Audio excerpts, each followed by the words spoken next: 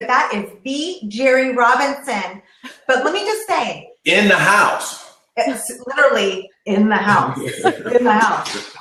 Okay, I just have to say a few things because I can't even go into everything that he has on all the pages of notes that I have for him, but I'm just going to say a couple highlights. 1979, he was the first round draft choice by the Philadelphia Eagles. He ended up being number 21 overall. He also played for the Eagles in the 1981 Super Bowl for 13 years. That, just so you all know, I did a little studying here. That was the one and only time the Eagles were in the Super Bowl was the year that Jerry came on. And then he went on to go play for the Oakland Raiders, right? Yes, you did. He was inducted into the National Football Foundation Hall of Fame in December of 1996. Let me just run through these. He started 35 straight games as linebacker in 1976, 77, 78, and after lettering as a receiver in 1975. He hosts, I lost these notes, but tell me if I'm right. You had the all-time record at UCLA up until 2014 when a 4-year starter came on and he finally broke it. Is that right? Yeah, you're absolutely correct. Actually, he was a fifth year. He was a red shirt, so he had 5 years to do it. I did it in 3. But you know what? I met the young man. His name is Eric.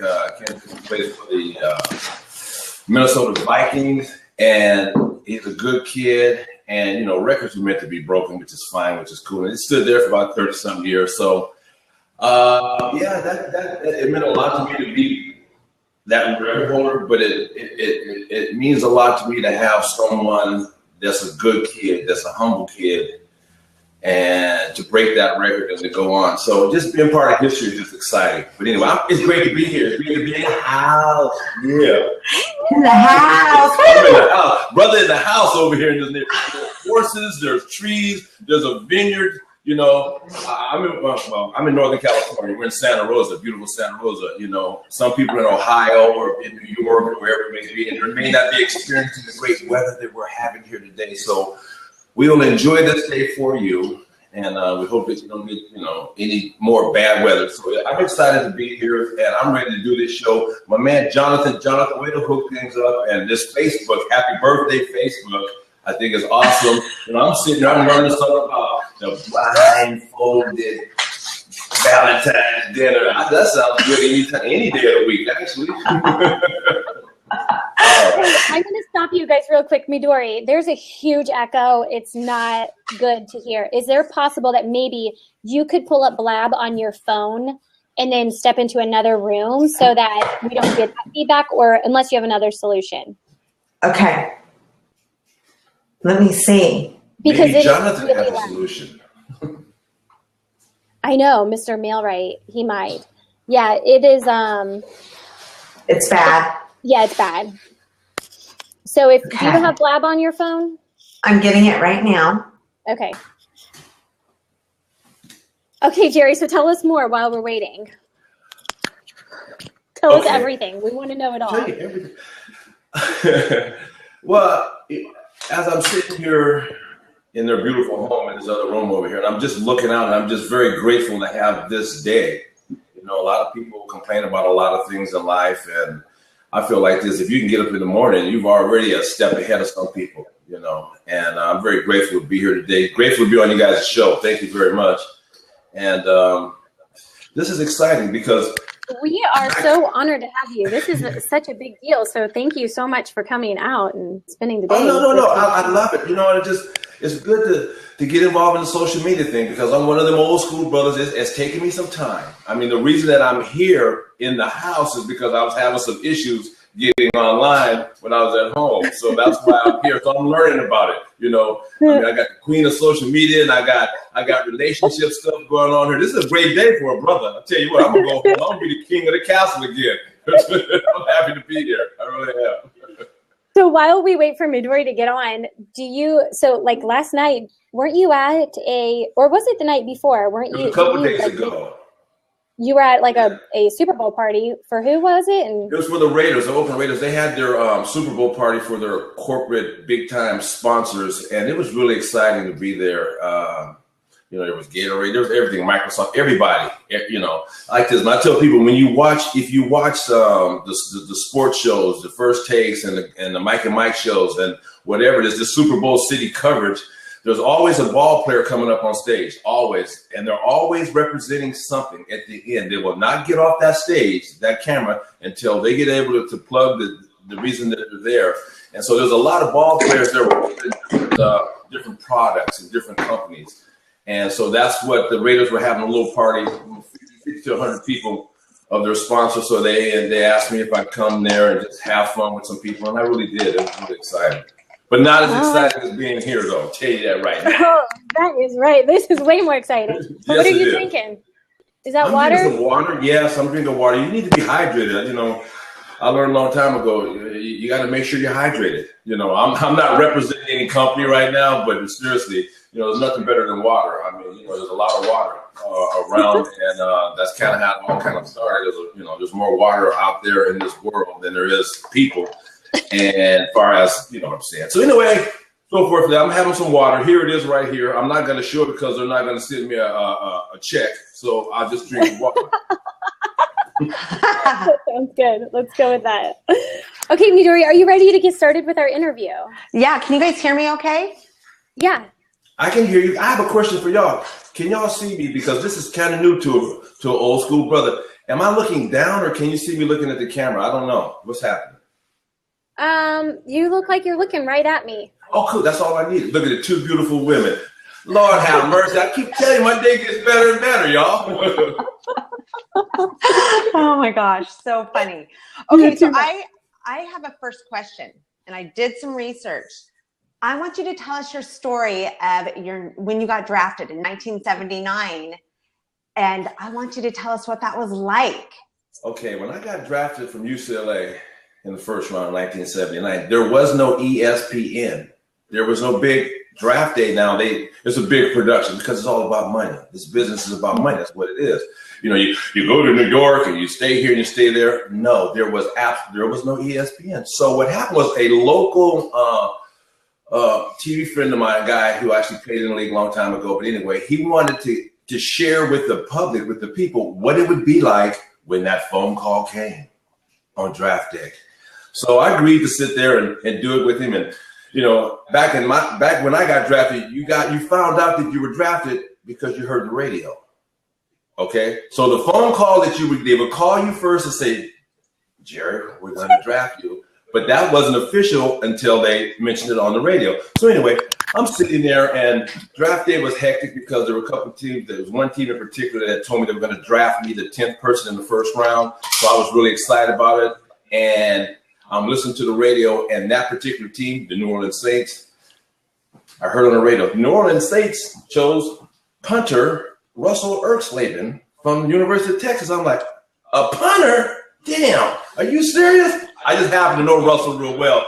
So anyway, we're sitting there now. I don't know where I'm going to be drafted.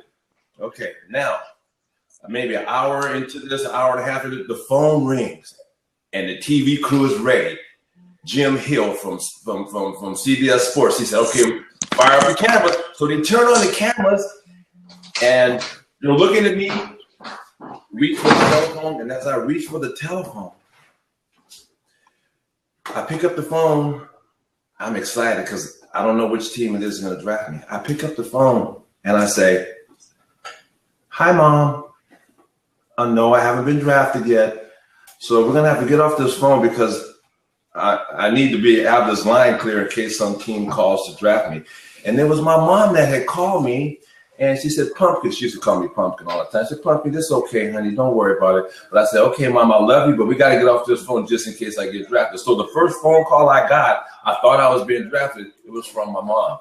So that was an interesting experience. It was a long day. Instead of going in the 10th person chosen in the draft, I wound up being the 21st person chosen in the first round, which is fine with me too. But I'll never forget that experience of draft day with the excitement, with the lights, camera, and action. And it's my mom on the other end of the line instead of an NFL team. That's okay. Oh my God. I can talk to my mom anytime, love that. That's the part I love the most. It was nerve-wracking, y'all. It might sound cool, but Lord have mercy. It was, yes. It was one of those days. It really Mom was. calling. Leave That's it up to right. Mom to make that Leave phone it to call. Mom. You know, she always made everything right. Aw. That's the best part. All right. Okay, so I have the next question, okay? Okay. Looking back now, what do you think, because like the people that are going to be watching this or tuning in now are, seeking and pushing to create high levels and reach high levels in their careers just as much as you did in your football career. And so I'd like for them to draw a little inspiration from what you were able to do and what like lessons you learned from playing at such a high level, things that inspired you and kind of kept you going to reach these bigger goals and achievements. I mean, because you were like dynamite, unstoppable. Like, how did you do Sarah, that? you're so sweet. You know what? It starts with your foundation. It starts at home, and I truly believe that. And I was very fortunate to have parents that believe in family comes first, because I learned as a young kid that I remember my mom telling me, my mom was a big part of my life. And I'm getting a little emotional because she's no longer with us. She got killed in a car wreck several years ago, but that's okay. That's why I'm back here in Santa Rosa, where I'm at. And, God does things for a reason. It gives me an opportunity to come back to Cardinal Newman High School and talk to the kids that are at Cardinal High School now in Santa Rosa. That's where I went to school. So, my mom always said, Punk said, remember this. She said, family is important because no matter what happens to you in a game, on a playing field, when it is over, your family is here with you. And those are going to be the ones that are going to encourage you and give you positive reinforcement for life. That's the way it is. So to me, family is important. And I've always learned that. And my mom and my dad, but my mom used to say things, about make sure that you're humble and always respect people and definitely respect your elders. And it's something that I've that's been instilled in me, and that's the way I am. And I try to share that with these kids that, the goal is to be the best. You always want to be the best at something you can do. But as long as you realize that there's someone else out there better than you, then that'll keep you moving forward and trying real hard. And just don't settle for that. And don't get too full of yourself, because there's somebody out there better than you. And so I just tell these kids, a lot of different things. Number one is have fun what you're doing, or don't do it.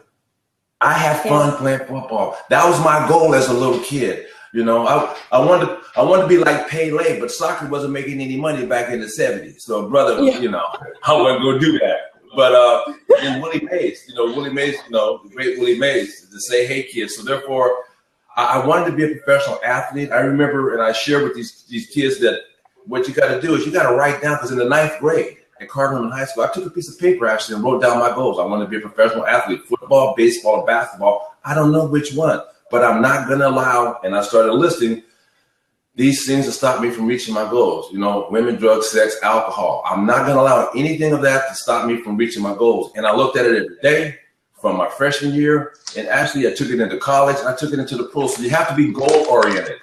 And I tell these kids, and I share a lot of different things with them. Like, number one is that you got to understand, you can't win every game. It's not going to happen. You can't control the outcome of the game, because sometimes somebody can be real lucky. I'd rather be lucky than good. I've heard that before. That used to make me mad. But there are a lot of people that are lucky. You go back to last year's Super Bowl. You can call it luck if you want to, but that pass that that Russell threw, that got picked off down there, to me, is more than luck. But a lot of people say, God, what a lucky play. Well, you know what? I'd rather be lucky than good. But there's one thing you can't control. You can control how hard you work.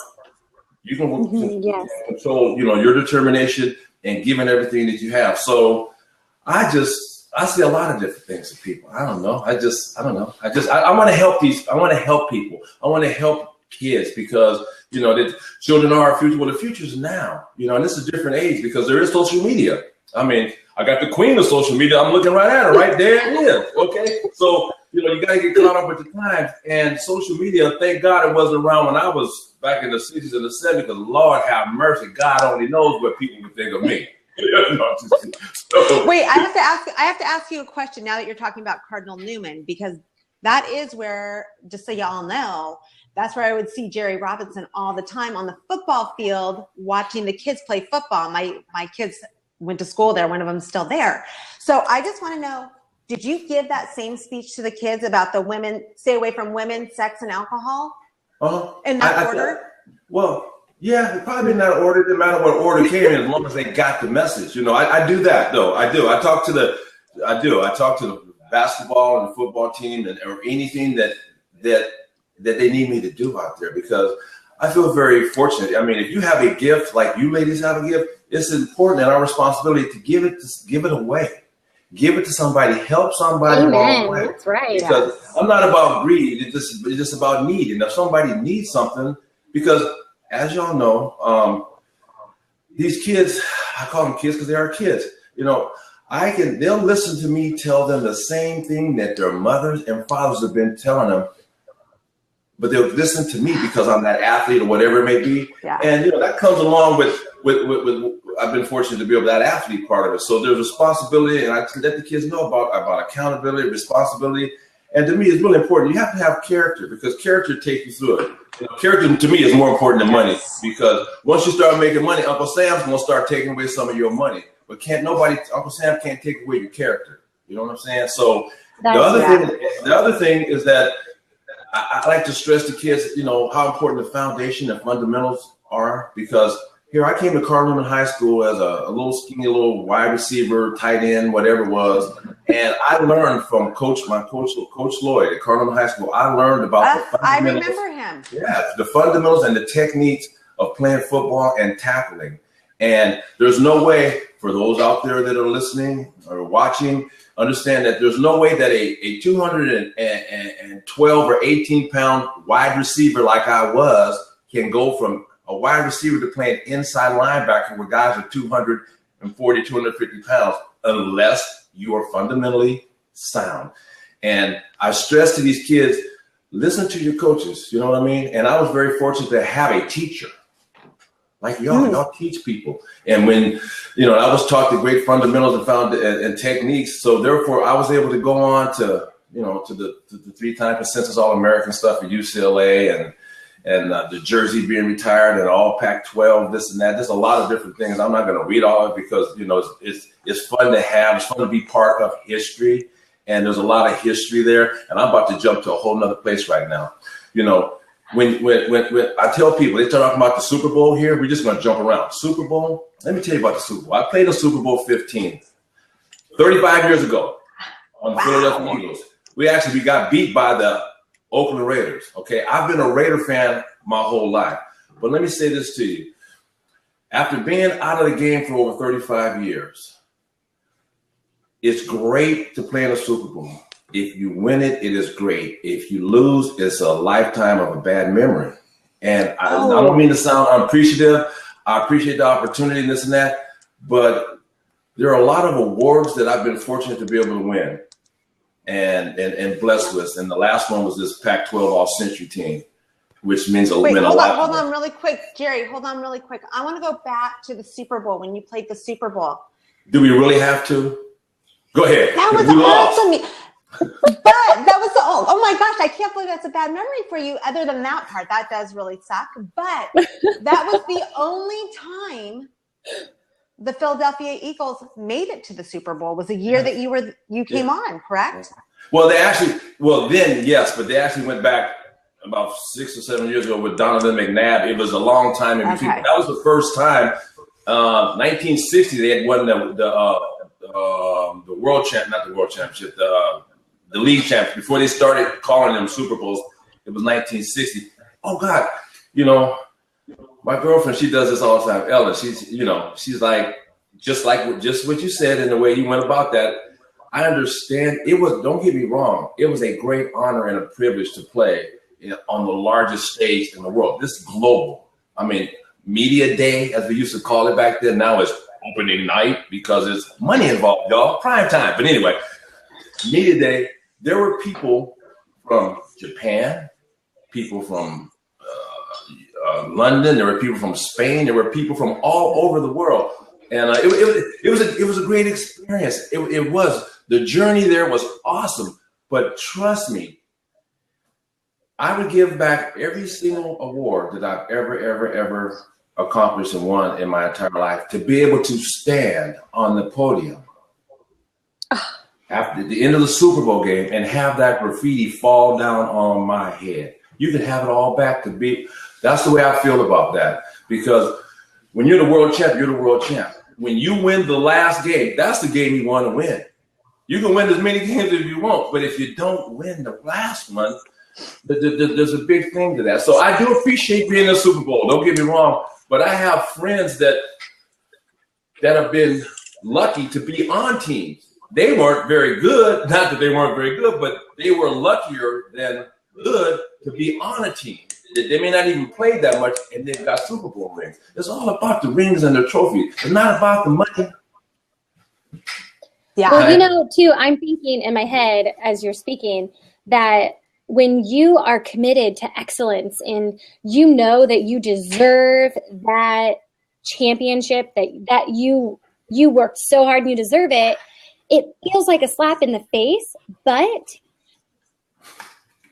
then I know I can kind of just get from the heart that you have, Jerry, that you are super grateful for the platform it's created, the fact that you can help these children and spend time developing them and being that coach and leader that you had. You can be that to them. And that is the beauty of what came from it. Even though this big loss happened and it sucks, you came out and you shine with the things that you continue to do today. Yeah, well, thank you. You know, and I talked to Hope Solo, the soccer, the women's goalie. Yeah, it was huge. I talked to her and she said, there's nothing better than being the world's best, the champion. It's okay to win. Yeah, it was funny. When I got traded from the Philadelphia Eagles, I came to the LA Raiders. Actually, they were in LA. They had just won their last Super Bowl. They had beaten Washington Redskins. Now, when I came into the locker room, to the training room, actually, first day there, I have a lot of friends that played on that team, the Raiders team that beat us. And I remember a linebacker named Rod Martin, who actually intercepted 3 passes against us in the Super Bowl. Me and Rod have been friends for a long time. I'm UCLA, Rod's USC. I'm in there getting taped, and Rod walks into the training room and sees me, and in front of everybody, he said, "Can I see that second place ring that you have?" I was like, "Rod, really, brother?" Oh. And I'm like, and then one day he said, "You want to see what the winners got?" I'm like, "Oh my God!" But here, let me speak. I was at a Warriors basketball game a couple of years ago, and Mark Davis, owner of the Raiders, and Cliff Branch, who has 3 of the Raiders won 3 Super Bowls. Cliff has all 3 of Super Bowl rings. Anyway, I see Mark and Cliff on the front row. Of course, you know that's what money do. Money gets you down there on the floor. So I sent him a text message. I said, "Hey, Mark, hey, Cliff. Hey, man, I see you and Mark there, man. I hope y'all have a good time." Oh, well, 30 minutes later, I get a text message from Cliff Branch, 3-time Super Bowl champ, hanging out with Al Davis's son, Mark. The message was, "JR, Mark and I want to thank you for our second Super Bowl ring." I'm like, "Really, dude?" But you know, we all love each other, but that's what happens when you don't win. I'm trying to tell you. But my experience with that, and you never live it down. You never live it down. You never don't. No. And like you said, sir, it gives me an opportunity to share the good and the bad, the ups and the downs through success. You know, and I've been very successful. And I'm very grateful in the athletic field of that. And it's up to me to make sure that I can go back here, and if I can help one kid, then you know, I'm happy with that because it makes God real happy. You know what I mean? And I feel that it's our responsibility. You know, the lady's responsibility. Anybody that's successful, if you can make a difference in someone's life, then that's what you're supposed to do because they need guidance. Because this is a different world right now. You know, like you said, social media is everywhere. I just tell them, don't press send. Okay, so I have to stop you for a second because I promised that we would let one of our viewers come on and ask you a question live. So we have Mark with us. And so Mark has a question for you. Go ahead, Mark, shoot. Hi, Jerry. How are you? Hey, Mark, I'm cool, but if I had a voice like yours, I'd be a whole lot better, brother. I've been told I might be in times trouble. that I have a voice for radio and a face for TV, so I don't know what that means. I guess Cool, it's good, man. right? You're good to go, brother. Hey, so listening to you talk about college football, I'm a huge football fan. Played football, until I didn't, and then I see college athletes, sort of getting into trouble and getting into trouble with boosters and stuff. And my question for you is, what do you see as the biggest difference between when you played and now? And I'll leave you with Go Huskies. Oh, really? Is that as in Washington? Yeah. We're talking about Washington here? Really? Okay. Moon type of Huskies? Okay, I got you. Yes. Okay. Coach James. Okay. It's different now because, seriously, you guys, social media has really changed a lot, okay? And there's nothing wrong with it. I think it's great, but you have to be careful about what you do, because everything is going to be captured. I mean, I tell these high school kids, you better be careful where you're going, where you're hanging out, because there could be somebody in there with their phone just turning on the camera, and next thing you know, you're blasted in a bad light all over it. It's not good for you. It's not good for your parents. It's not good for your school. Kids nowadays, these athletes they're bigger, stronger, and faster than they were back in the 70s and the 80s. And there's a lot more things that are given to these kids. It's a brighter future for these young athletes now, Mark. You know what I'm saying? I mean, because I look at it like this. I came in the league in 79. Well, those guys that came before me in the 50s and the 60s, they made tens of thousands of dollars. During my time, we were making tens of hundreds of thousands. Now, these dudes are making tens of millions, okay? It's a huge difference. I mean, I remember back in the day, I keep calling it back in the day because I'm just an old school brother, but that's all right. I'm going to get caught up on my social media because I got the social media queen right there with Sarah. I remember, man. You want to make me get my crown out. There you go. That's what I'm talking about. There it is. There it is. That's what I'm talking about. So, Mark, it was like, from back in the day, it was more, you might see it, you see the Mercedes-Benz in the parking lot. Volkswagens, you might see a couple of BMWs. When I go to either the Raiders or the 49ers, and I went back to visit the Eagles a couple years ago, these players' parking lot, but you're talking about Phantoms, you're talking about Rolls Royce, you're talking about Lamborghini. It's a different, they're seeing things differently, and they want it. So, that's one of the things. They have more of an incentive to do it. I just think that, these kids need to understand, when you see or read about some athletes, especially athletes getting in trouble doing something stupid, either behind smoking too much weed or domestic violence or DUI, when you see that, you must pay attention to the fact that there are more people watching you. And you got to understand, what you do now, everybody can see it because of social media. And when these teams come to draft you, no matter what sport it is, they're looking at your, we had rap sheets back in the day. Now they're just checking out everybody's social media stuff, okay? And it's all on there. And it can make a big difference between the amount of money that you start off making. So don't hurt yourself in your career and just learn. I always believe this, man. Just be a good person, man. Treat people the way you want to be treated. My mom always told me that, man. And it's really important. And I hope I answered your question, Mark. If I didn't, go Bruins. No, that's really good. I totally agree with you. It's now there's so much more exposure, whether that be social media or people videotaping something because they're like, oh, I'm gonna catch this on film and I'm gonna share it with the world. You really have to be cognizant of your surroundings. Be aware at all times, and I think that's something that most young athletes aren't doing these days. They're just kind of living in the moment as opposed to, thinking a week, a month, a year down the road and what that could possibly mean. Also, Mark, and here you go. One bad apple spoils a whole bunch. Well, you know what? There are a lot of young athletes doing great things. There's a lot of older athletes also doing great things. But once again, what is it that sells? What is it that's interesting? I don't want to hear some story. You're not exciting me unless you give me a police chase or here we go, Johnny Manziel. We got helicopters following this damn fool around. I mean, really. But, that's exciting. Okay, well, no. Just be careful. Yeah. No, I Mark, agree. thank you for coming on. We're going to have to cut you off because we do have to move forward in our show. Is there anything else you want to say real quick? Thank you. Thanks, guys. Have a good weekend. Bye, Mark. Bye, Mark. Thanks. Okay,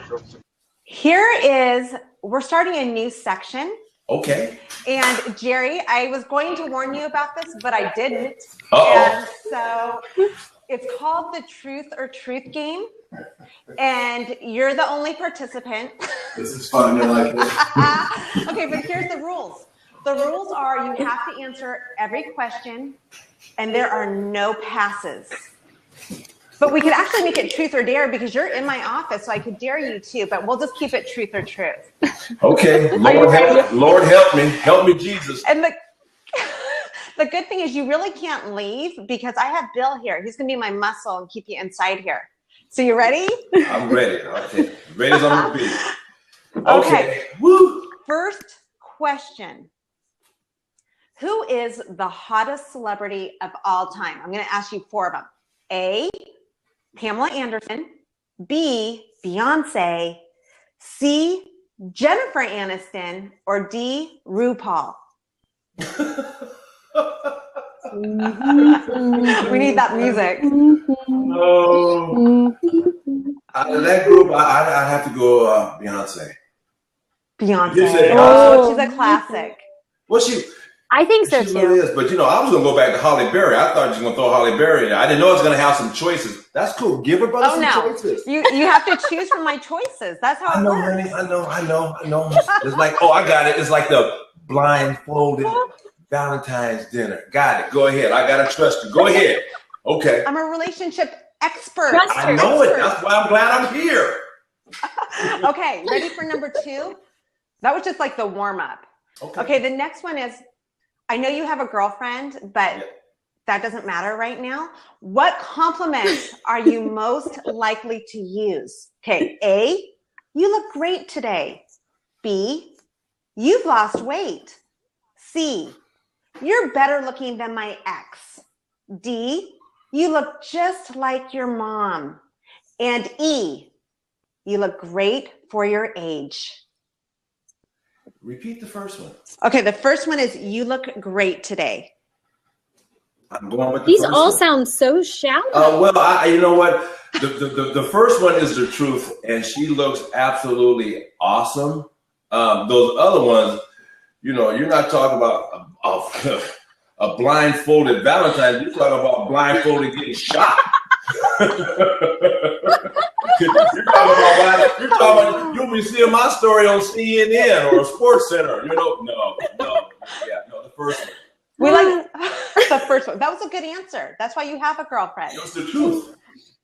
But we're not over yet. I know it. You ready? Because things may change quickly. I Okay. might change quickly too. Okay. So let's see. Where shall we go? What piques your interest most in a woman? You have 3 choices here.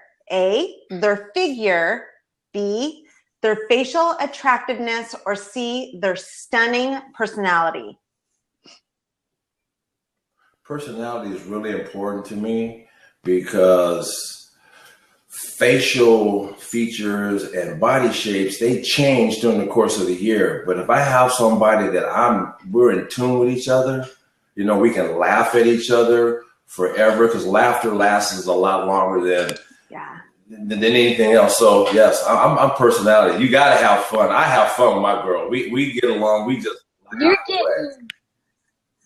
I'm giving you some props. You're Yeah. answering the right. You're picking the right answers. But Sarah, here. you know what though? It's just for me though. This is a lot of fun. This is cool because I'm glad I need this. I think everybody needs this. You need to go back and check yourself and just see where you are in your relationship. To me, it's like this. It's all about joy. And if you allow somebody to steal your joy, they've stolen you. You need to reclaim your joy. And if you find joy in somebody, that's what God wants for us, is to be joyful. So anyway, okay, next question. Yes. Okay, next question. People can borrow these questions if they want, because you're right. This is all what life is about. It's a truth or truth game, Okay. right? Right. Okay, so Yeah. this one, what's Priorities. What's most important?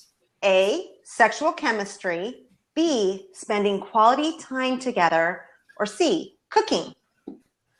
I'll start to just stop you at the very first one. Sexual chemistry is paramount. It's like, well, you gotta want that person, and it's nice to want them, and it's also even better to be wanted. To know if a brother's wanted, I'm a happy black man. You know what I'm saying? Yeah. Yeah. Okay. It is important. Let's be honest. Let's be honest. No, It's I important. think it's very important. It really is. But you know, yes, you need that. A lot of times that's what attracts people together. But sometimes that doesn't last because they realize that they're not a good mix with their personalities, or there's something else wrong. So the sexual part of it is truly important. But what's more important is what you see in that person, because what you see, as long as you can see, you'll see what you see, and you love what you see. That'll last you for a lifetime. The sexual part, you know, you can get in a car accident and then you're in trouble, or whatever, you know, or I'm not going to get too, but yeah, no, seriously, you can get injured in a race, and different things can happen to you, or whatever. You know, your sexual side can change, but the way you feel about somebody, it takes a whole hell of a lot to change that, you know, especially when you find that person that you need and that strong bond. You know, you can't break it. Nothing can break it. Money, or someone else walking by, or somebody else younger, or somebody else taller, or whatever it may be. You know, my love is my love, and if you love me the way I love you, nothing else. We can get through anything. We can get even a couple bad seasons with the Raiders. We can get through that too. Sorry. That's right. And losing a Super Bowl. Yeah. Well, Yeah. she understands now. You know what, Sarah? That's funny. That's funny because we had that conversation. It was interesting. I mean, she came in and she said, "Babe, but at least you had a chance to play in the Super Bowl. How many people didn't? You know?" And I said, "I understand where you come from, but let me just turn down the lights and fire up the candles and talk to you in a different tone so you can understand how deeply this hurts my heart and soul." You know, it's all about the tone too. You know, tone's important. Absolutely. This is way too much fun here. I'm having a ball. I'm telling you right now. We can go all day long. Okay, so here's my last and final question for you, and it may be the most important. Okay. What's a woman's first impression when they first meet you? A, that you're absolutely brilliant. B, that you're so hot, you're almost on fuego. C, that you're the life of the party. And D, he looks like a guy who will buy me a drink. I think, honestly, since we're doing this, when I go places, when I used to go places, even now, I like to have fun. I'm a hugger. I hug more people.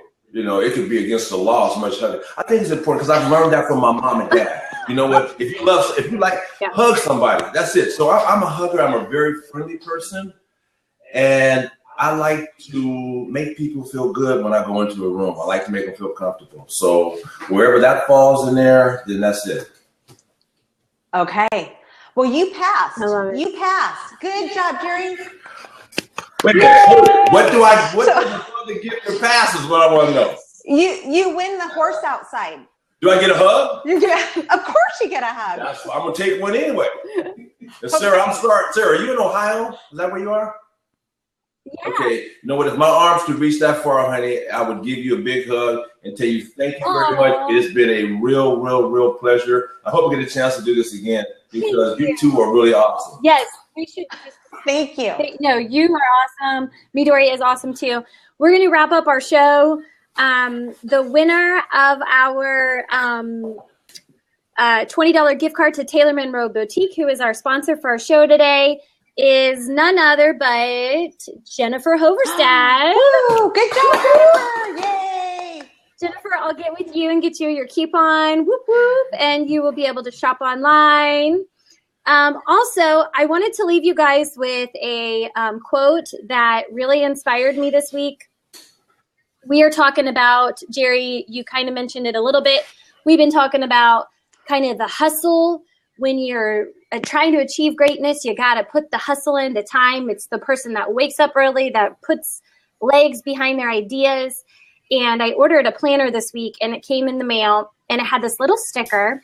And I want you guys to tweet this out to me. And my Twitter handle is @SarahDMoore. But tweet it out to me if it resonates with you and if you like kind of the inspiration behind what I'm doing here. But the quote is very, very simple. But it says, action cures fear. Action cures fear. So planning, creating things, putting some action behind your ideas takes all the fear out of it. When we were preparing for something as new as this show, it seemed scary at first. And then when we were prepared, we were like, this is going to be awesome. There's no fear behind it when you're prepared and there's action. Unless you can't hear us and there's no sound. Or you can't get on, like I was having trouble getting on. Or you can't get on. Or we're naming Jerry Robinson William Verity. I'll take William Verity. That's cool too. That's so funny. Okay, so thank you guys so much for joining us today. We're going to see you back here next Thursday. And we want to remind you that if you're looking for more, give more. Yes. I like that. Bye, guys. Thanks for being here.